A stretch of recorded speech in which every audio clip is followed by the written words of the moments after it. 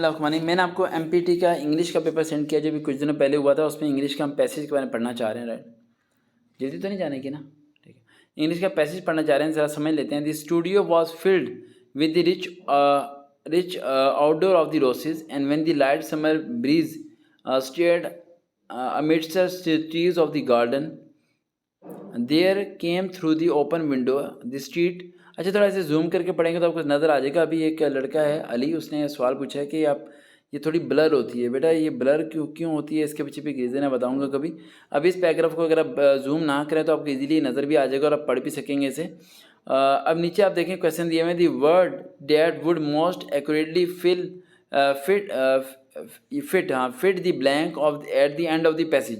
कहते हैं लास्ट में जो लाइन दी हुई है फिल द ब्लैंक्स, उसमें कौन सा वर्ड प्रॉपर्ली फिट होगा, पीलिंग, जेरिंग या इंटीमेट। सबसे बड़ी बात है कि आपको इस चीज़ को समझना पड़ेगा कि इस पूरे पैराग्राफ के अंदर फर्स्ट 2 लाइंस के अंदर किस तरह के मैसेज को कन्वे किया गया है। अब अगर आप फर्स्ट 2 लाइंस अगर आप पढ़ेंगे तो उसमें एक बताया गया है कि एक अमीर बंदे के दरवाजे के बारे में, किस तरह फ्लावर्स रखता है, किस तरह सूरज की रोशनी उसमें दाखिल होने शुरू होती है, हवाएं आती हैं उसे, यानी कि उसमें अच्छा प्लेयर दिखाया गया गुड को।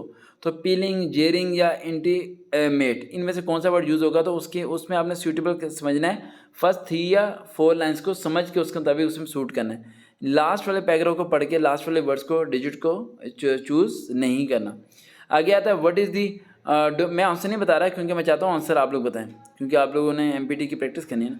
What is the dominant sensory experience in the passage.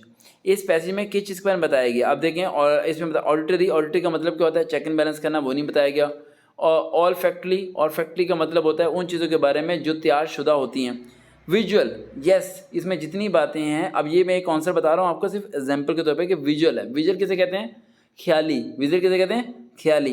दरवाजे का खुलना, फूलों का आना, सूरज का खिलना आना, रोशनी का आना, दरवाजे का खिलना, हवाओं का चलना, ठीक है, माउंटेन को देखना, ये सारी चीज़ें विजुअल हैं। एकदम एक ही घर के अंदर पहाड़, सूरज, रोशनी, फूल, सब चीज़ें नहीं आती, इमेजिनेशन है, इसलिए विजुअल इसका क्या होगा, ऑप्शन होगा। आगे what is the effect of the momentary Japanese effect. अब ये देखें, इसका आंसर आपने खुद फाइंड आउट करना है। ये 84 85 इसके भी आंसर आपने खुद। अब नीचे पैसेज नंबर 2 दिया हुआ है, वो अभी आपको नज़र नहीं आ रहा।